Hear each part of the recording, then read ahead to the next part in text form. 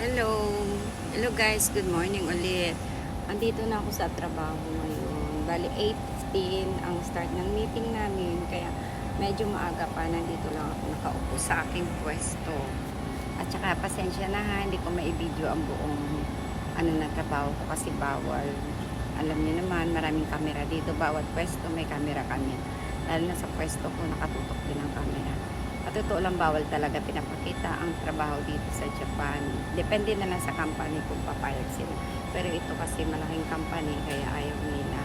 Kasi ayaw nila makita sa iba. Kaya ganito lang. Kaya nga pala guys, happy Wednesday sa lahat. At maulan ngayon dito sa Japan. At saka God bless you all. And thank you for watching sa mga shorts video ko. Pasensya na po kayo. At maraming salamat sa inyo. God bless you all.